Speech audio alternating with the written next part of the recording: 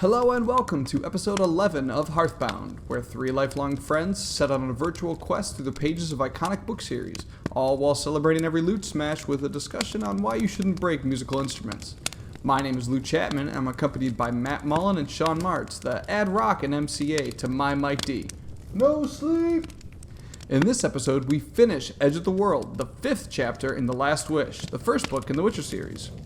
Just in case you missed it, we split episode 9 into 2 podcasts after we had already recorded this one. So when I excitedly welcome you into episode 10 in a few seconds, just know it was a much younger, inexperienced, and naive version of myself. But you are, in fact, listening to episode 11. One more thing before we get started. Although we haven't finished the book in the podcast, we have just finished recording our conversations about it, which means it's almost time to vote. Yes, the thing in November, but also for which book we are going to be reading and talking about in season 2. You can help us pick our next book over on our Twitter page. Just reply to the tweet asking for our book recommendations to throw yours in the ring. That's enough time on the hype train, though. Crack open a cold one, claim the comfy chair, and make sure you have enough firewood, because this is Hearth Bound.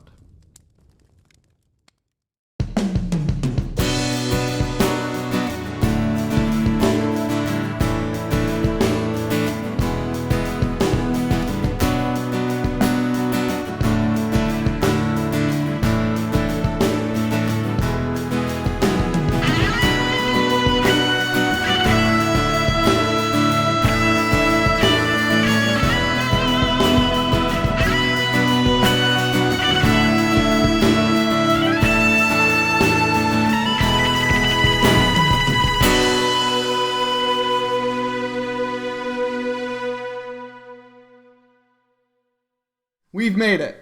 You've made it. Sean has halfway made it. We're not too sure if he's going to finish this episode or not, but we are here. He's losing more facial hair by the episode. By the episode. Just going lower and lower in facial hair quantity, percentage. But we have made it. You have made it, listener, to episode 10 of Hearthbound. Thank you for joining this long, very drawn-out journey, but we're enjoying it. We hope you guys are too.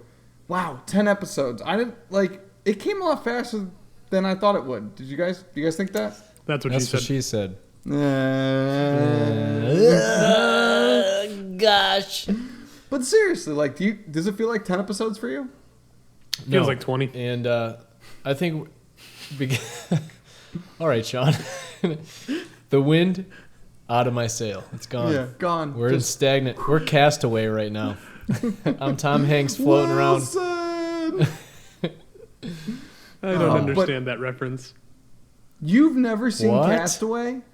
No, never have. Okay, yet again, listener, I need your help. Just tweet at Sean. Tell him to go watch Castaway until he gets so annoyed that he finally goes and watches it. But sort it out. Sort it out. Let's get started with the book, because we left off on The Edge of the World, a chapter that has been... the edge of the world as you know it. No. Oh, come on! No. I'm going to leave that dead space in there just so he can feel that. Don't like that. Don't like that. We'll put it on the playlist man. at least. I'll put it on the playlist. There we go. We have a playlist going, if you don't know, listener. Yeah, Hearthbound Radio. Yeah. All the songs and stuff that we mention just kind of make their way onto a playlist eventually. No rhyme or reason, but if it's mentioned on the podcast, it makes it on the playlist. You can find it in the show notes. We don't want to abuse that privilege, though. The show notes privilege or the... No, the name things, just because we'll just start referencing songs that we like for no reason. Just to have it on the playlist. Have it on the radio. That's a good point. But here we are in the middle of the Edge of the World chapter in The Last Wish, the first book in the Witcher series. And we are picking up where we left off with Geralt and Dandelion, who are meeting 2 townsfolk of Persada, which I think is the name of this town that they're on, if I'm not mistaken. Yes, Posada. And the 2 people that they are meeting are Dun and Netley. And Dun is what we kind of consider as the alderman of this town. Right, guys? Mm-hmm. Yeah, and they're kind of like a town full of idiots, as we will find out in this chapter. But Local nitwits? the local Local nitwits. nitwits. So the alderman is kind of a doofus. So he has this Netley guy kind of translate for Geralt what the heck he's trying to say. To me, it sounds like a southern accent, especially the word devil, which we met in the in section 3. I think we ended the last episode with the throwing of metal balls and our best devil sound, which had all kinds of ucks and blee blee blee blees and all kinds of weird sound effects. Yes. So for section 4, we're starting with them licking their wounds, going back to talk to these guys about what the heck just happened, which turns into a very, again, predictably stupid conversation Yes. with the alderman of the town. Because Geralt kind of calls them out, and they kind of admit that they lied to Geralt and Dandelion, and they tell him that they tried to persuade this devil to leave on his own terms, and after a little bit more communicating, Geralt kind of figures out, like, they're still not telling him the whole truth, that they're still hiding something, and in comes this, for lack of a better word, I forget exactly how she's described in the book, but kind of like an old witch, or like the town's wisest, oldest person. So basically, Geralt comes up and I said basically drink. Yeah, it's too soon. It's too soon for that. So Geralt But comes up and basically- says, "Okay, what happened? You guys lied to me. You've had something to do with him before." He said, "Yes, we have. We're sorry that we lied to you. It's all here in this book about how to get rid of devils, and that's what we tried to do." And Geralt's like, "What book are you talking about?" And so they call forward the elder lady, or whatever she is, who doesn't say anything. She is a fair-haired girl who comes and translates for her, basically. But there's this book, and it's that might actually be the other way around. I think that the old woman just kind of babbles, and the quiet, she's like a quiet, fair-haired girl with really intense eyes. She just kind of like whispers things into the old woman's ear, and then the old woman just starts like babbling nonsense, at least seeming nonsense. Some of it has some Okay. weight. I But, think the fair hair, the younger, or at least younger of the two women, is the one that doesn't talk, right? That's what we said? Yeah, only the whispers into the ear, and which later we find out upsets Geralt quite a bit. The whole then answered the woman again through Lily. Yeah. Yeah, she's I the don't know. puppet master. Okay. The old woman's the puppet. I read it wrong then. There's this book, and it's got all the monsters in it and what to do with all of them. That was the point Yeah. I wanted to get to. Fantastic beasts and where to find them. Yeah, pretty much. It tells you how to deal, like, and it kind of gives step-by-step instructions for townsfolks on how to deal with monsters. And Geralt kind of, I don't know if he necessarily knew about this book or of books like it, but he kind of starts testing the old woman, and her name is Leela, right? Leela. Oh, I read that as Lily. Lily? I think it's Yeah, I think same. it's Lilla. Yeah, Lilla. you're the audiobook guy. You would know. I'm pretty sure it's Lilla. All the names that end with an E usually have it's a hard like sound, Yeah. like Menike, Well, Yeah. in Or that case, it's Yennefer, a and bouquet that has all of the things in it. Well, That's- that's or a something book. that is something that does happen in the audiobook is Dunn and Netley pronounce things all sorts of messed up. Like, it's not a book, it's a book. And like I imagined Yzma from Emperor's New Groove as this old woman, just this decrepit old lady who like can barely see, but she's just like, we're reading a great book. Like, well, and that's what Geralt says. It's like, oh, this book is littered with, or written with, what they describe as the first runes, which is like an ancient alphabet. And Geralt's kind of surprised that anyone in this town can read it, let alone this old woman. So he kind of starts asking her, like, can you read this? And she even admits, no, I can't read it. Well, then he asks her to describe what's on the pages.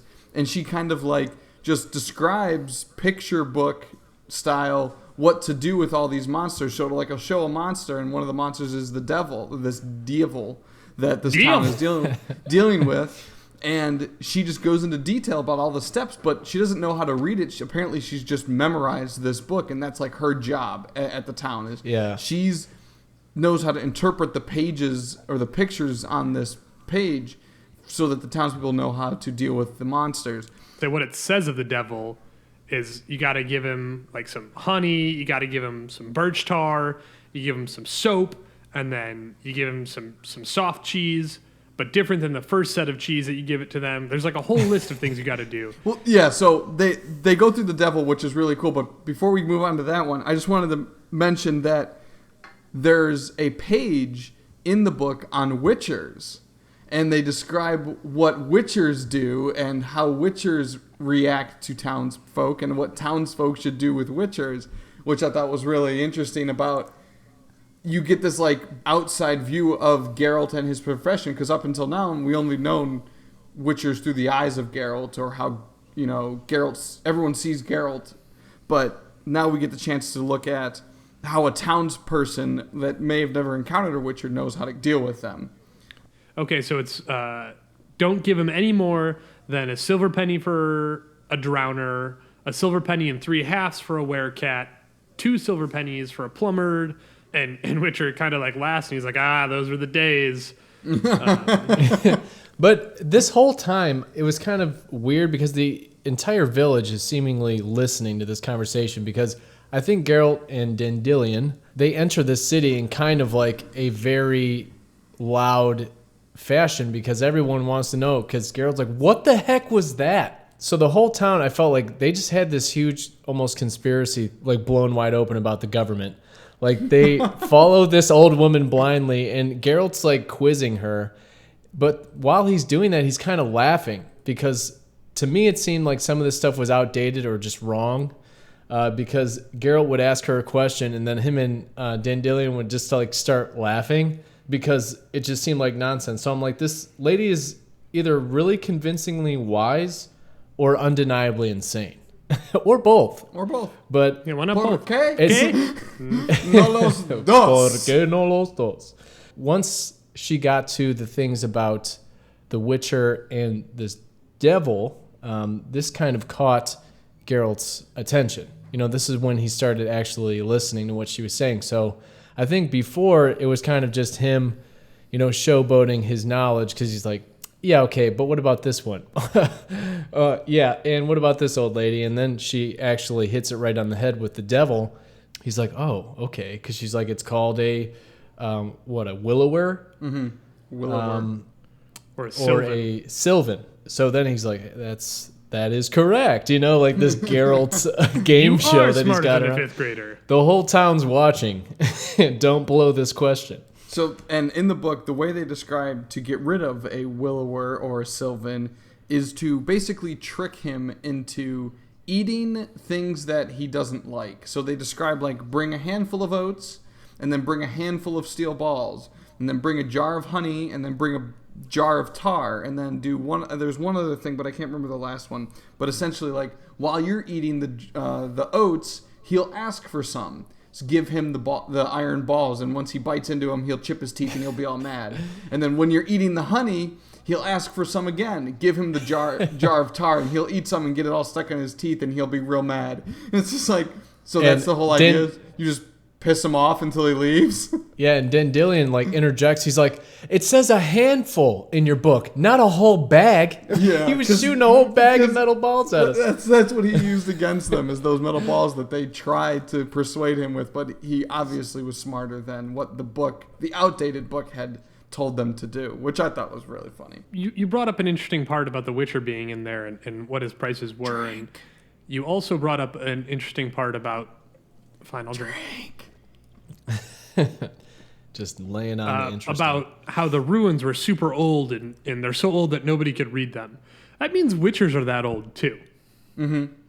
Like the profession of witchers. But then at the same time, like, I thought of the first thing, I was like, they need Hermione Granger. She took ancient runes. She'll know this stuff.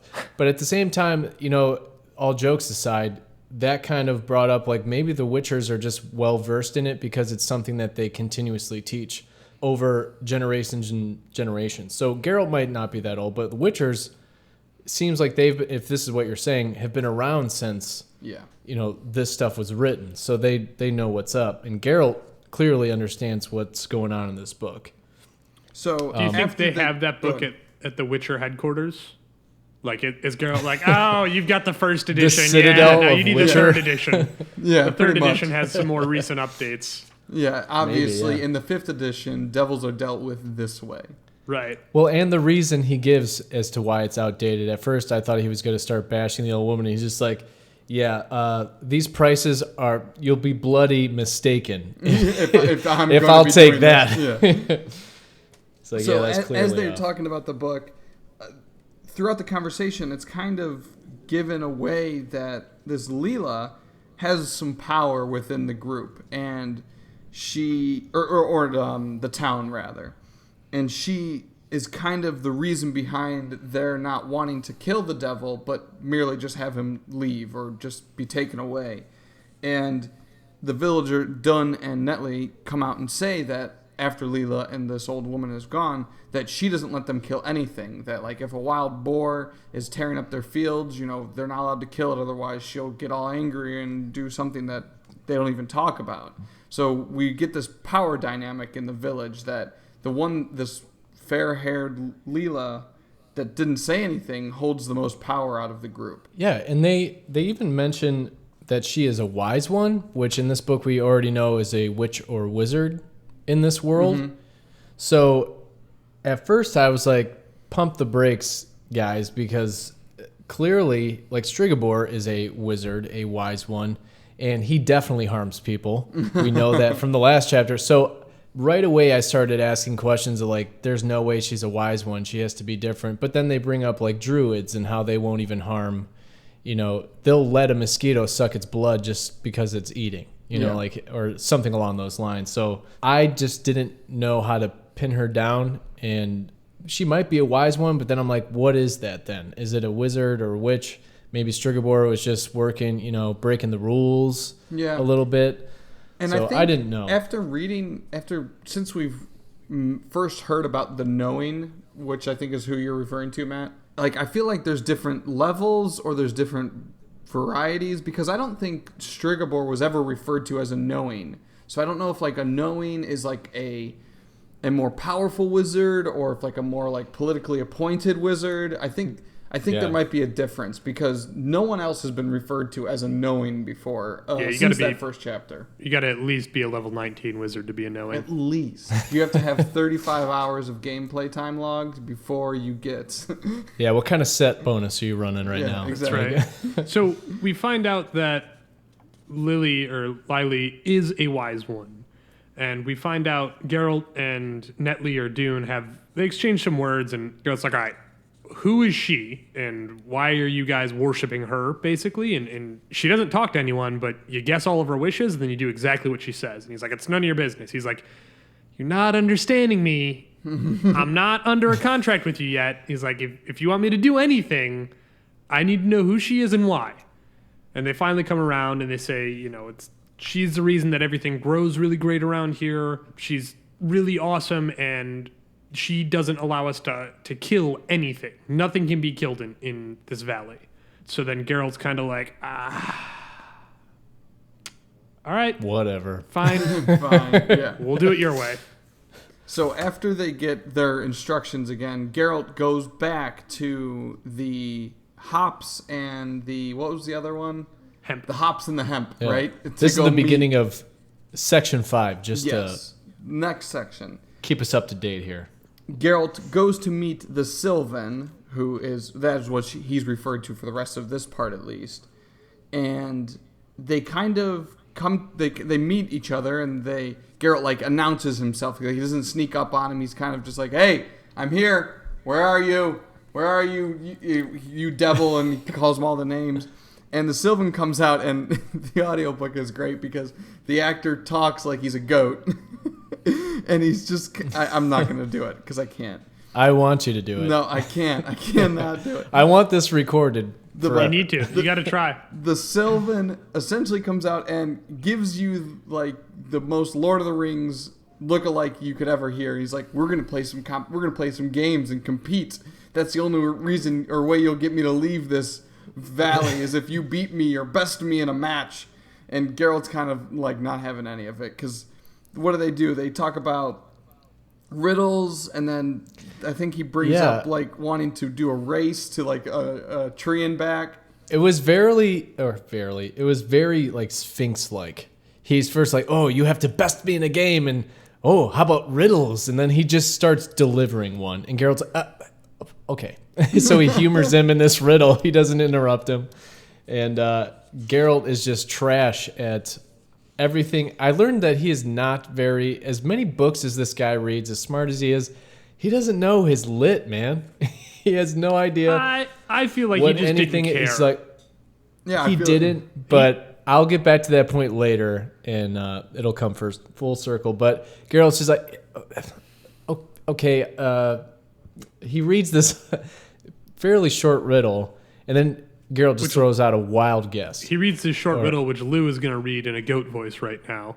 I do not have it. Come on. I did not write it down I'll for pull that it up specific for you. reason. I was not going to read this riddle like he does. It'll be super cringy if we do, though. But it'll be. Geralt just shouts out the silliest answer. I forget what does he even say. He said, "Sweet pea." Yeah, sweet Or pea. is that- Sweet pea. And he barks back. He's like, "No, you were wrong." He's so excited that Geralt was wrong. He's like, "It's a cabbage, you idiot!" And does his goat stuff. And then he goes, "I win, you lose. You have to leave now." And he's just like making conditions in games that Geralt actually barks back at him like, "Okay, now you're starting to annoy me. Let me get to why I'm here. Let me say something before you just jump in and interrupt me with, stupid." Yeah, well, he challenges to a revenge match, right? He says, well, Yeah. I have a right to a revenge. And the devil's like, nope, you can't do it. You take me for a fool? And Geralt's like, I take you for a spiteful, arrogant dope. We're going to play a new game shortly, one which you don't know. And the Sylvan's like, ooh, what kind of game? And he goes, it's called Don't Do Unto Others What You Wouldn't Have Them Do Unto You. Now close your eyes. Oh, yeah. And then he just starts like whooping him. And then they start whooping each other. Yeah, he throws the iron balls back at him. He throws the iron balls back. Oh, right between the Sylvan. eyes. Yeah. Yeah, that's when I wrote Geralt used rock throw, super effective. Just like right between the horns and knocks him down, and then he comes out and just like pins him. But Geralt, despite him being Mr. Witcher, he doesn't have his swords. This is just a fist fight, and because he doesn't want to. a He wrestling can't kill match. the guy. Right. So they're exchanging blows. Geralt is steadily getting upset because I think at this point he wanted to kill this thing just for getting kicked and whapped around like he was. He's just like, oh, okay. Like if I had my sword right now, dude, you would be dead for sure. So this reminded me of when a big brother and a little brother are fighting, and it's like, stop hitting yourself, stop hitting yourself, stop hitting yourself. You definitely get the feel that Geralt's really toying with the Sylvan here. Yeah, I mean, he even says that the one thing that he was happy about in this entire situation is that nobody else can see how truly ridiculous it was. That they were fighting in the middle of the woods so no one could see them. Yeah, it's just like a dumb exchange of blows. Like it's just no one's really getting hurt. It's just annoying. Exactly. But then something serious happens. Yeah, so they're fighting, and then all of a sudden the Sylvan gets up, he kicks him, and he starts to run away. And Geralt chases after him, and he hears a galloping horse, which is exactly the sound he'd been waiting on. And he says, "Here, Dandelion, over here, Dandelion." He's in the hops. And then Geralt gets clunked upside the head, and he passes out. Yeah, knocked out cold. Knocked out by the breastplate of a horse, which I thought was really descriptive. I saw it like he was like weeding through like a bunch of hop vines, and then just out of nowhere, just a big horse like hits him dead center in the head with the armor plate they wear on the chest. Boom. And in that moment, I'm like, well, now what? This took a turn. Yeah. Like they were having fun a moment ago. Good job, Dandelion. Thanks a lot. Yeah. Yeah. I thought it was going to be him on the horse, but it definitely was not. Turns and then out there it's was a not. second horse as well that he heard, and he was like in a daze before he like passed out trying to avoid hooves of these horses that are just all around, and there was a flash, and him getting knocked again in the back of the head, and then that's it. They drop that section there. Section 6. So, I think. Section 6, Geralt wakes up on the floor tied up, and he's starting to piece together what happened, and we find out that he has been taken prisoner by the Sylvan, whose name is Torka, I think that's how they say it in the book, or in the audiobook at least, Torka. It's spelled Torque. Just Torque. It's spelled, yeah, but again, that E sound at the end, it's probably Torka. Yeah. So I'm Torka gonna go with is Torque. the Sylvan, and he is talking with some elves in the old Elvish language. And other than the English names that they need to use, because they start talking about flax seeds and oil seeds and turnips and stuff like that, but everything else is spoken in Elvish. And one thing I did want to point out, Torka is explaining to the elves what all these different seeds are that he's taken from these villagers, and the one he's like, these are oiled seeds. They use them to make oil. You don't say. Yeah. Oh, oil, you said. Okay. I chuckled a little bit when I heard that one. But then you find out that Dandelion was also taken prisoner, and that they are being held by the Torka and these elves because, like I had mentioned in the previous episode, Torka was helping the elves get supplies up in the mountains so that they could live their life outside of the Valley of Flowers. Just live your life. Hey! Yep. But I would like to toot the prediction horn. Come on. Toot, toot. Oh, you kind of knew, though. Part of you knew. Part of me knew. Yeah, I mean, I'm not gonna lie, but like, come on. I mean, up until now, this chapter's been pretty different than the rest of than the Netflix series. Mm-hmm. I think that this was a good change of pace, because we're used to seeing The Witcher, besides the Brooks attack of him just getting whooped on, he usually has control of every situation that he's in. But this section is very long, and it's primarily him and Dandelion tied up back to back. And in their fashion, their friendship just like shines bright in this moment, because, death is a definite possibility at this point. Oh, and it becomes clear very early. Very early that they could kill them. Like, there's something holding them back. They don't know what, and it's this Torque at the moment. But then they send him off to go get more stuff. So then it's just Geralt, Dandelion, and all these elves. And they're trash-talking Geralt, and they're making fun of him like this human with weird eyes, like, you stink, and all this stuff. And Geralt just gives it right back. Like, he definitely doesn't have the upper hand, and usually you talk trash when you do.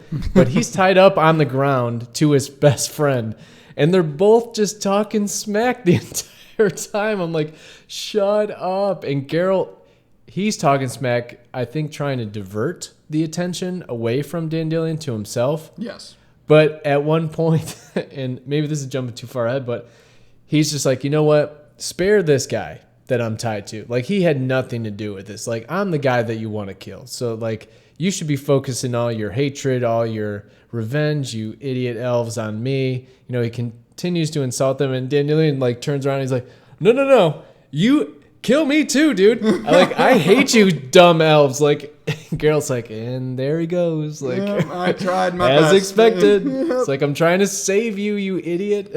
So one of the elves, I forget her name.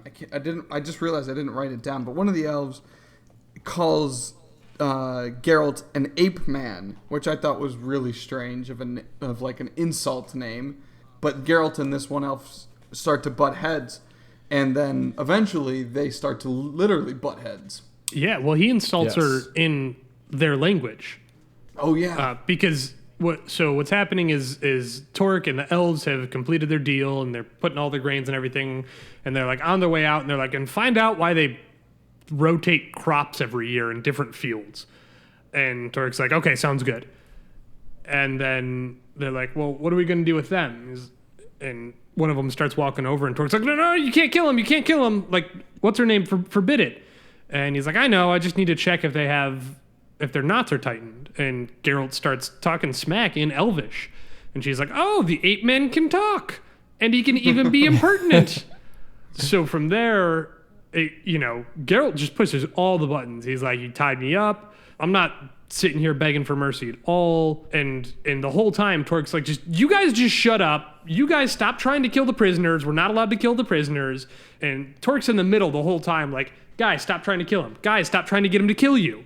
And that's where it was hard for me to understand, because at one point they do send him out again on a mission, right? They tell him that they have a mission for him, because there's like a few pages where it just seems like he's not there because they're fighting, there's exchanges, and like other elves are kind of interfering and getting involved in this situation. So it was hard for me to tell, because there's a lot of, like, as soon as Geralt, and I think she's the only lady elf there, they start going at it because she, kicks him because he's talking trash. And then at one point it was really cool. They explained it like, once he got kicked the first time, they're like, Geralt clenched because he knew where the second kick was going. And she hit the same spot in his leg, but that was aimed at his balls. And that's what that they were insinuating, and you find out later. But he just knew it was coming. So he's drawing a lot of attention, and I couldn't figure out, beyond wanting to save Dandelion, why. Maybe it was just one of those things like, on the way out, I'm going to go out, talking my trash or whatever, but he didn't have it all together. It definitely, it was out of character for him, it seemed like, but I think he was mad that he got bested. That was how I took this. Yeah. And it was hard to expect that from a guy who the whole book have seen that he just expects everything to happen. He's ready for every situation.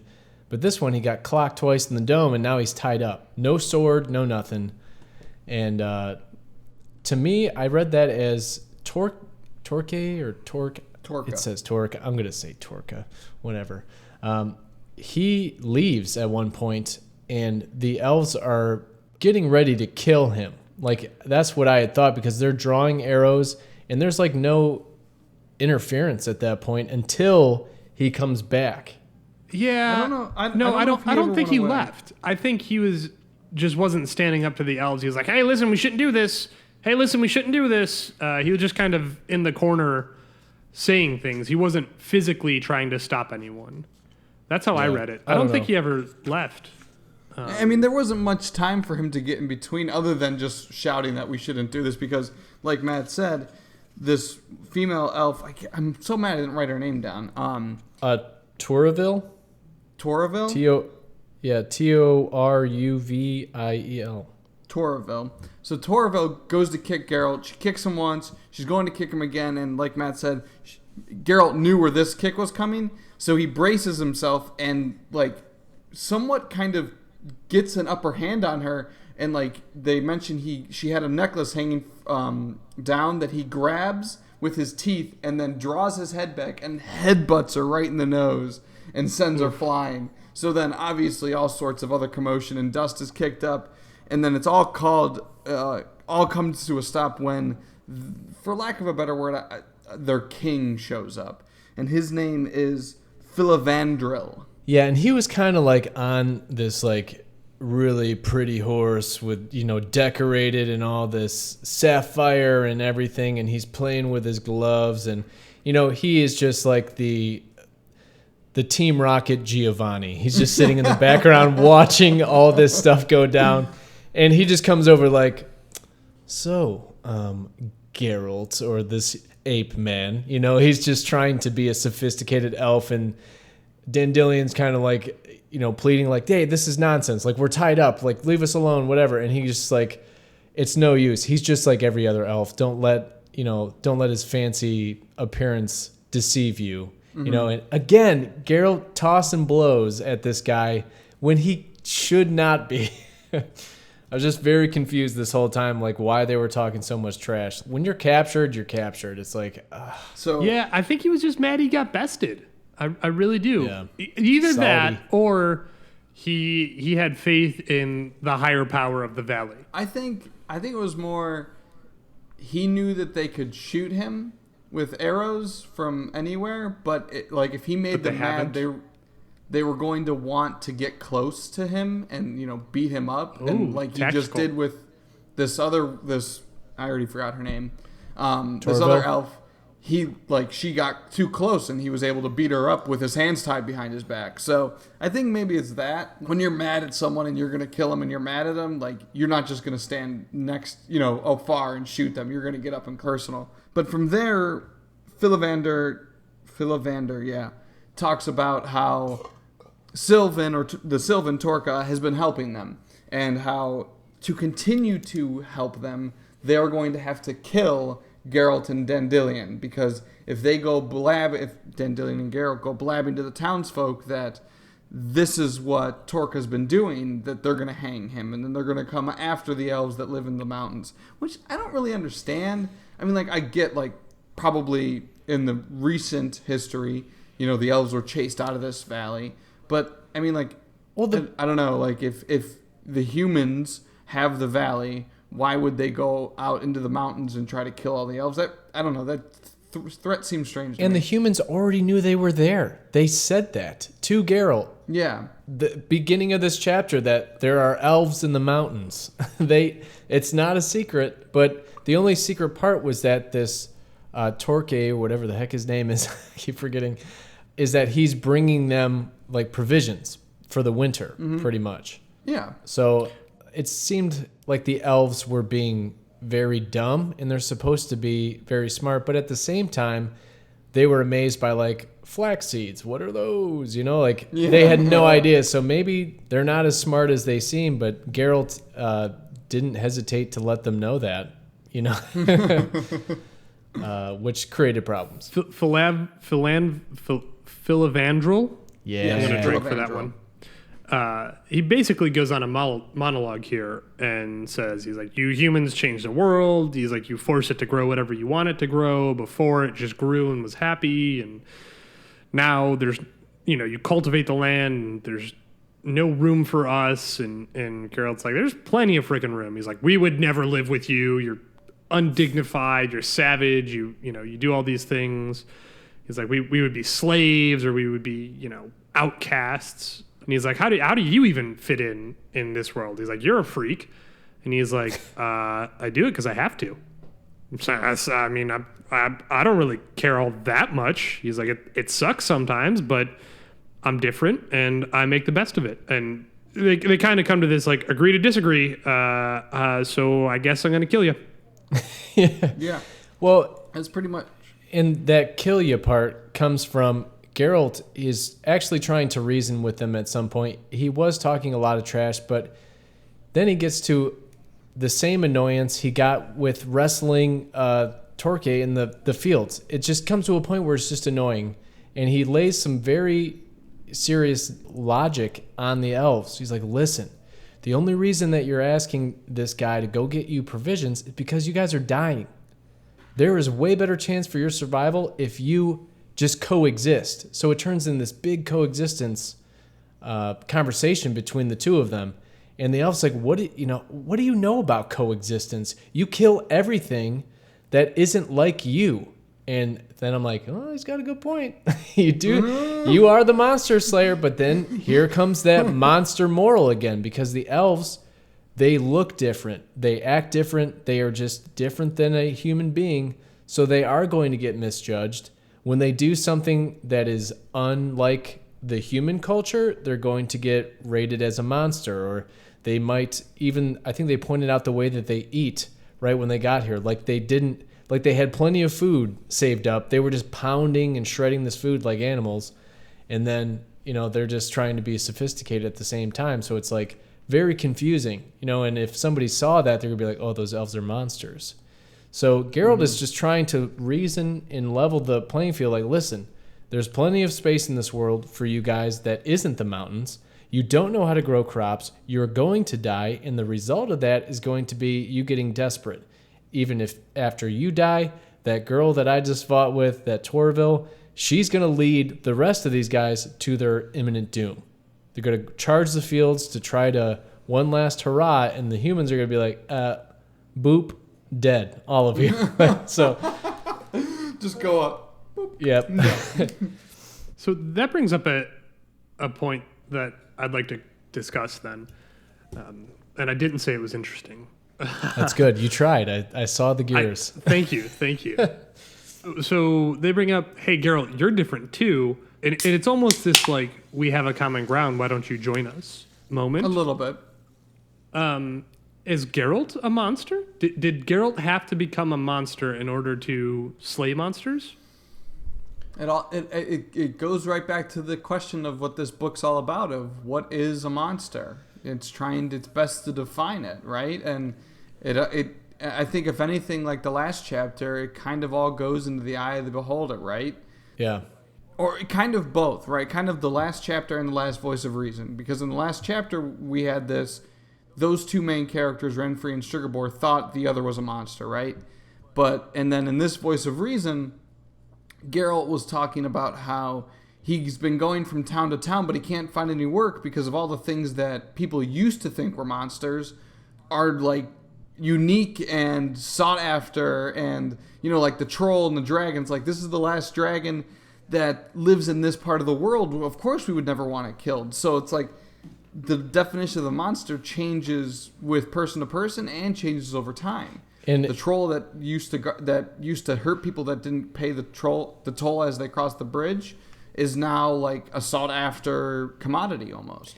Yeah, and at the same time too, this last chapter was two human beings that were being called monsters. And in this case, we have an elf, which isn't necessarily, it's a race. It's not even it's not a human, but it's not a human. It's an intelligent life form. So the conversation, or I guess the plot, thickens of this entire book because it does have that heavy monster moral in it. But the way that it starts is that these people in the village aren't allowed to kill anything because of this old woman who's being coached by this seemingly silent younger girl.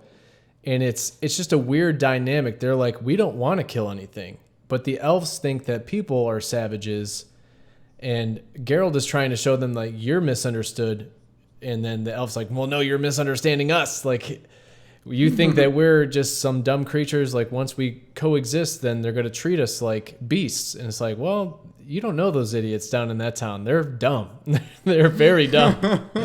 So it was just what Geralt has seen and what this elf has experienced in their life, the span of their existence as elves. They've just seen humans do horrible things. So that brings up a very interesting thing about interesting about race, I guess, in general, of people then. So this book is just diving into every nook and cranny of what like morality is in terms of like defining what a monster is, or bad people or good people. What are those things?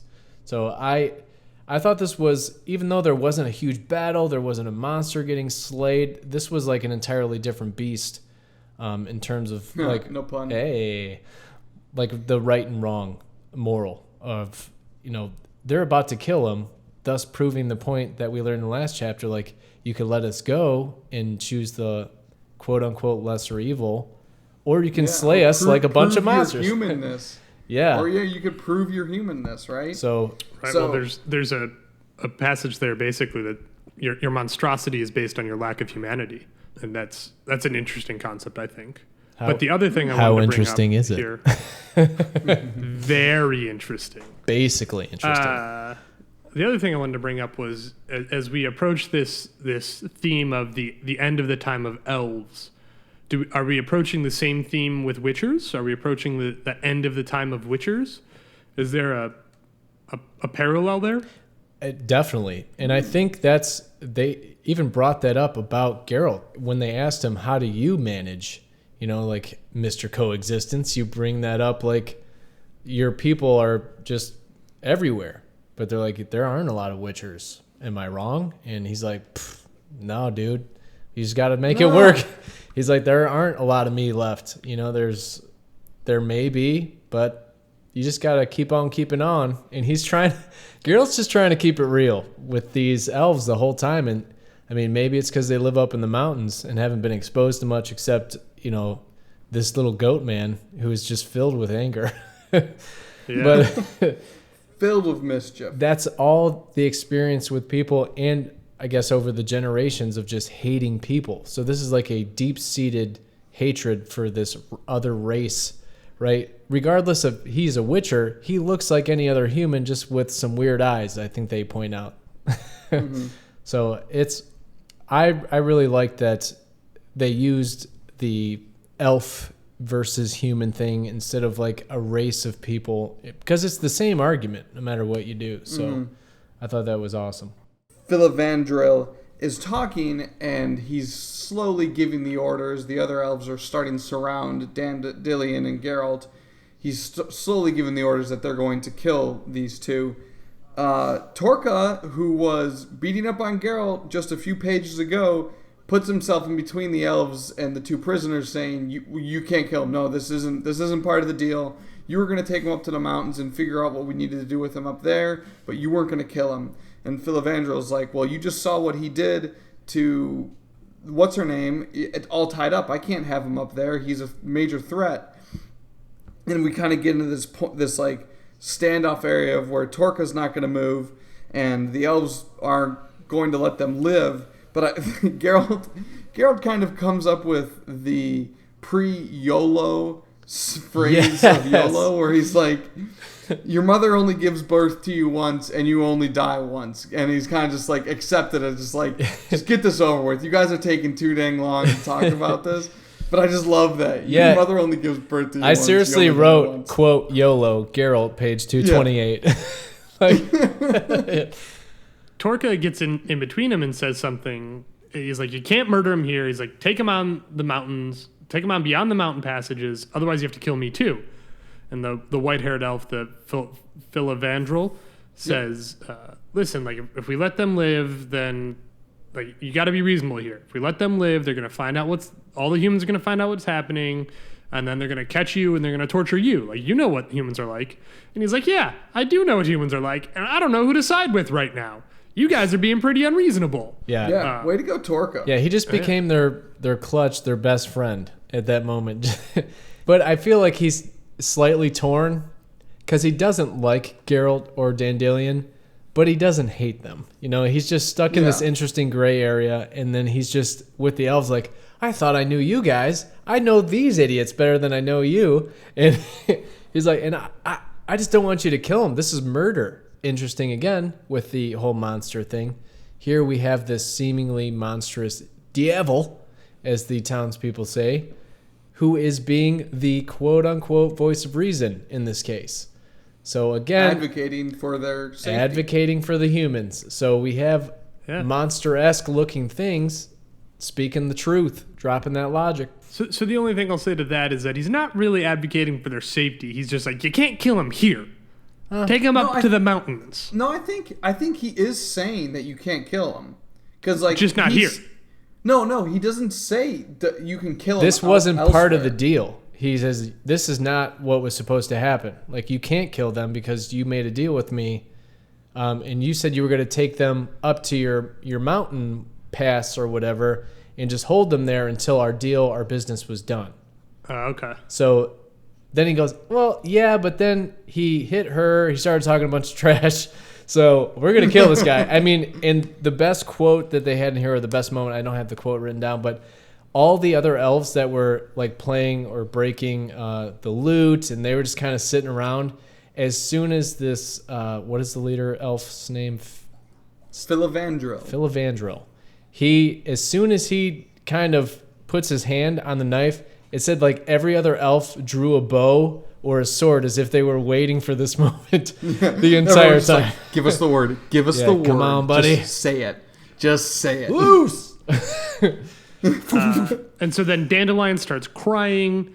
They beat up his lute earlier. They broke it, and in the back and forth and all that stuff. Who breaks a lute? Like seriously? Yeah. Who just They were just guitar? being petty. That was a douche And he's move. Like, Dandelion starts crying. He's like, "I can hear music." And Geralt's like, "Listen, it happens." He's like, "Don't worry, there's no shame in fear." They were just bracing death. He could actually hear music because out of nowhere, Deus Ex Machina, Donna Maeve, I don't know how to say it, Donna Medvi, comes in, and this is the peasant girl, Lila, yeah. And now she's like the queen of the forest, the queen of the fields. Yeah. And you can tell she's that described as like she's all done up in like a beautiful dress, and like she has like, I think they said she has like a pig following her on one side. No, it's a and, like, giant hedgehog. Yes. I was what? A giant Sonic. hedgehog following her on one side, and she just commands this presence, and then all of the elves immediately start bowing, or like, do they get down on the knee or something like that? Their weapons drop, and they all drop real quick.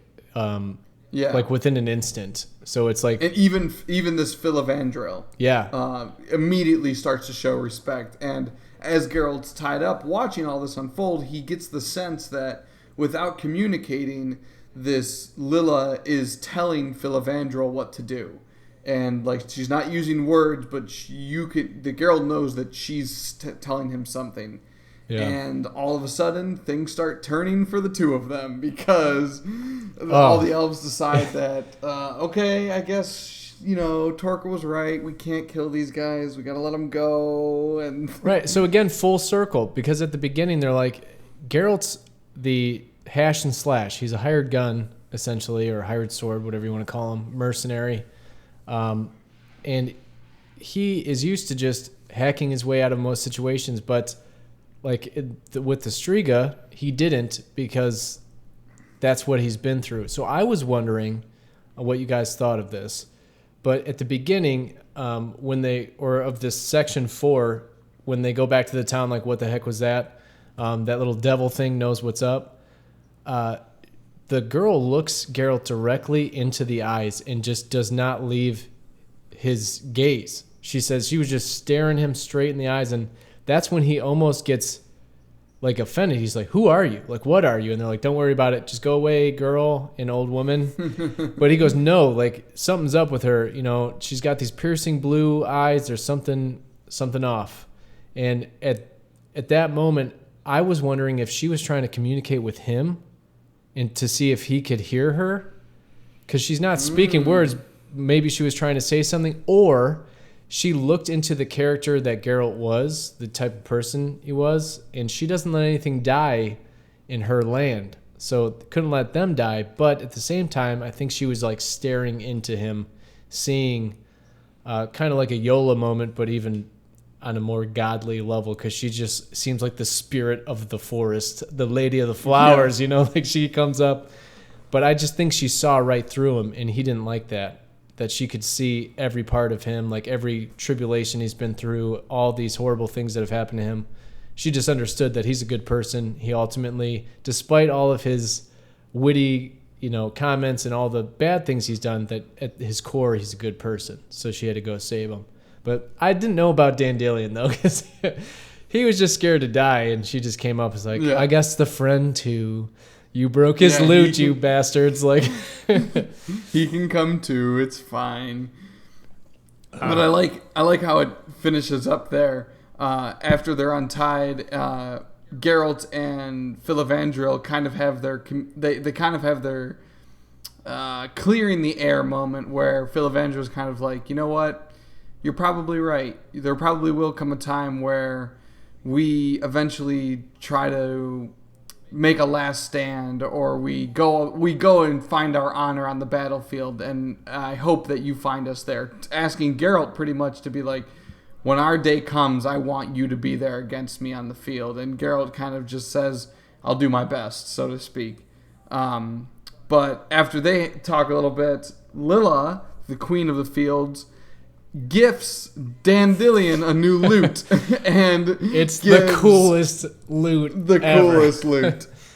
And she gives Torka like I think she said it was like a set of pipes, which like I envision like those like reed pipes, like they're all like Peter Pan almost. Yeah, Peter Pan pipes. Yeah. Like a pan flute. Just is that what those are called? I don't know. Google it. I don't know. Go.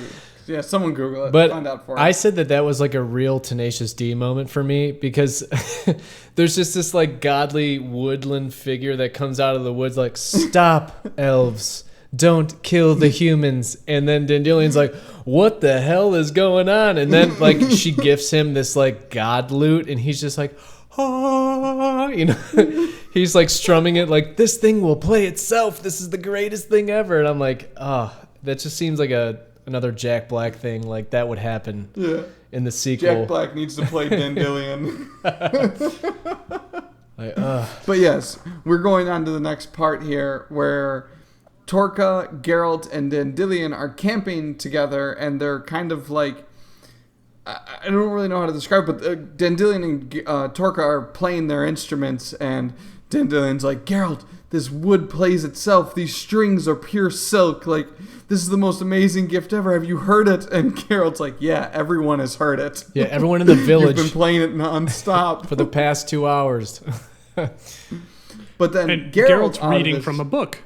Yes, Geralt is reading from a book, and we find out that he was gifted the book that the old woman in the village had used as like a monster, a hitchhiker's guide for monsters kind of thing. And he ends up reading the passage about this Lila, the Queen of the Fields, and he kind of goes into detail about who she is and where she comes from and what she does, and you kind of learn that all of that field of flowers, everything that this town has, is attributed to her. And you find out that she has kind of chosen this town or this village as her place to use her powers for the time being, at least, because they describe that she has this sense of like everything changes, nothing is permanent, everything regrows. And there was something that was brought up when she was talking to Philavandra Drill, that she's not giving up on them. She wants them to. She wants Torka to help them, and she wants them to have the things that they need to survive. But she's also kind of telling them that like this isn't permanent. Nothing is permanent. Things regrow. Things change. Yeah. And I kind of got this feeling of like Phoenix rising out of the ashes kind of feel is like the story of this Lila with the elves, at least. It's the circle of life. Oh, God. Man. Sean has been Sorry, waiting listeners. for this moment the entire Yeah. Oh, the he whole had time. he had that noted. Oh, I did. Sing Circle of Life. I do at think end. though that this peasant girl looking person, like, and I couldn't pronounce her name either because they say it like 3 different ways, that she's Donna Mebby. Yeah, she's taken on, it seems like, a different form throughout all this time. Like, she never dies. She's just consistent. So I was like, that seems like Mother Nature type vibes for me. But over the ages, this is just the time for the elves. Like, you are going to die out. This was just meant to happen. And to me, I think that conversation she had with them telepathically or whatever was heavily about that she has seen this before. I've been alive a very long time, and I've watched all these people die out, and this is the time of the humans. Like, this is their moment. They have things that they need to figure out. This is why, and I think the elves were kind of salty about it because they're like, you chose them over us, though. Like, you're choosing another species over us, but she's just like, listen, species die out all the time, but this is their time, and you can't impact that. You have no power left. Like, even if you tried your hardest, it wouldn't matter. And I'm like, man, like, I can't, like, I'm trying to fill in that blank of that conversation, but obviously it was powerful enough to shift everyone's brain in that room. Like, oh man, like, we're going to die, and we just have to learn to accept that, not to revolt and to beat up on people.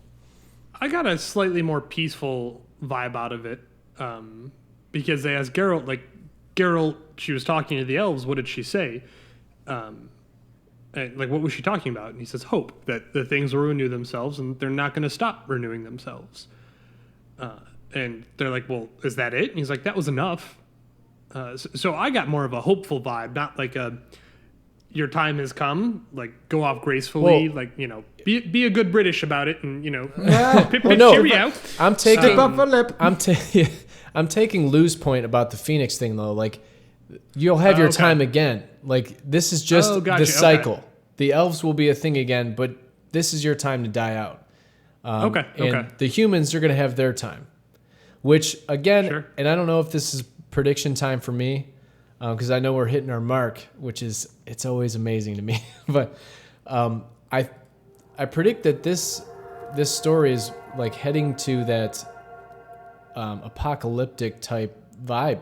I feel like it's going in that direction because of this conversation where the elves, they are about to kill them, and she stops them, but not really, just with words, and she didn't have to say anything at all, technically.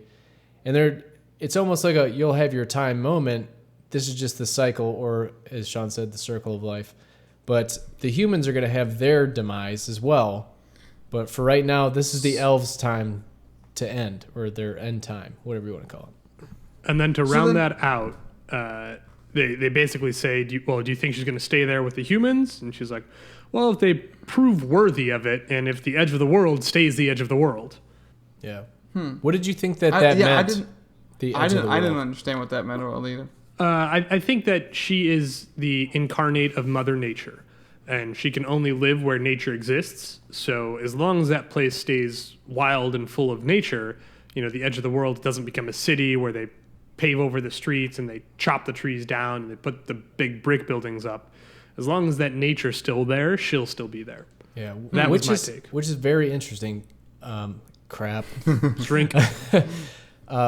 Like in documentaries, you see like other countries besides the U.S. that are so heavily focused. And what's great about it is that growing up, they hear these folk tales, these fairy tales that this book is kind of touching on, and it's embedded in the culture of that connection to nature, and not all the big industries over there don't really mess with nature. They take what they need and then kind of reinforce. And I've seen a few documentaries on it. I know that one with like Zac Efron and the other guy that I don't know. Oh, yeah, the new Netflix one. I mean, Zac Efron's kind of like the frat boy front man for it. But then the other guy, they both talk about these environmental issues and how they use the environment but not abuse it. And it's kind of a comparison or heavy contrast to the U.S. in places like Japan and China, where it's just like heavy industry. And I think this chapter, even though it's using elves and all these fantastical things, is kind of taking a stab at that. Like, as long as the humans kind of know their place, where nature is there to help you, but if you start abusing it, nature's going to leave you to die. And I think that's what happened to the elves. That's just my thought on that. So you guys made me think of this question. Does this Queen of the Fields or Flowers, does she have the power to stop the humans, or is she merely is she being influenced by the humans, or is she influencing the humans? I think the latter. I think she's the fact that all those village people, even the aldermen of that town, like shut up in her presence. I think an expression of power, because they said that she also has the ability to keep nature from happening. So if she wanted to, she could strip away all that nature and all that growth from happening, and you have to figure it out. And she's not killing you. She'll just let you die out. I think it's a symbiotic relationship. So could she completely stop humanity? No. They could come in with axes and cut down all the trees and salt the earth and et cetera, et cetera. But it's better when they live in harmony with nature. So almost like how Geralt was telling the elves that you just need to learn how to coexist with humans. Correct. Coexistence. Ooh. Okay, real quick. Next chapter is called The Last Wish. What do we think The Last Wish is? Oh. I think I know. Prediction time. I don't want to make a prediction because I think I already know based on the show. I haven't read it. Yeah, based on the show, I kind of have an idea. But that would... No, I have no idea. So I've only played a little bit of the game, and I don't know where the third Witcher game is in the timeline or anything like that. I don't think it matters. I'm wondering if it has something to do with Ciri or Yennefer. I think it has something to do with Yennefer, but that would be pretty... I mean, I guess all the other chapters was kind of like crowbarred characters in, right? So it would be kind of weird for them to crowbar Yennefer in, but I guess it would be on I don't know. They just crowbarred Dandelion into that's this. what I'm saying. Like, it would be it would be on brand for this book. Yeah, I mean, because they did kind of name drop Yennefer really early in the book, and they did the same thing with Dandelion, and then they just kind of they brought him in. Very good point. So Very good point. They may foreshadowing. but I do know that the games. Somebody asked the author. I watched an interview with him about the games, and he obviously like I don't know if he's played them, and I think they asked him, and he's like, really? But he kind of like disconnects from the games, so he's like they're probably awesome. Like the gameplay and everything's probably sweet, but not as deeply rooted in the books as he would hope. But I know because I've seen the Netflix show, I'm not going to make a prediction because I think I know what this chapter is going to be about. But I will let you believe that it's got something to do with Ciri and Yennefer. That's all I'm going to say. No. All right. Well, rude of him.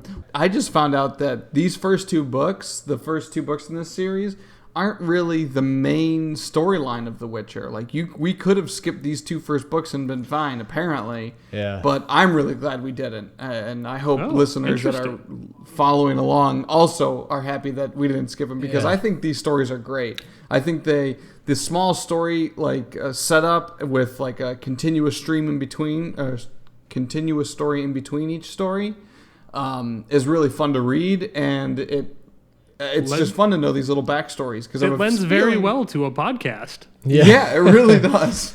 And I'm not gonna say a few idiots trying to decipher all the. No, clearly what do you mean by a couple? There's only two idiots. idiots. There's only two idiots on this podcast. There's only two idiots on this podcast. We'll let the viewers decide who. But we are running on time, so I think it's safe to end it here. We are at the end of the chapter. Going into the next section is going to be exciting. But thank you so much. This is the last chapter, right? I think so. Chapter 7? Hold on. Stand by. I'm jumping around. Chapter 6? Chapter 7 is the last chapter. We're about to read chapter 6. Okay. So two more chapters maybe left. Chapter 7 is the voice of reason. Chapter 7 So chapter 7, it looks like chapter 7 ends with a voice of reason. So there's no short story. Ooh. So we're on the last short story. Ooh. This is kind of cool. I like this. We have one more. We have two more voices of reasons with a short story in between. Stay tuned. Oh my gosh! Sure the end of season 1 is upon us. We're here, guys. We did it. We're gonna be doing it. I'm so excited. Well, thank you so much for checking us out, listening to us babble here at the end of this long but worth it episode. Tune in next time. What is the quote? Your mother only gives birth to you once. You only die once. YOLO, everybody.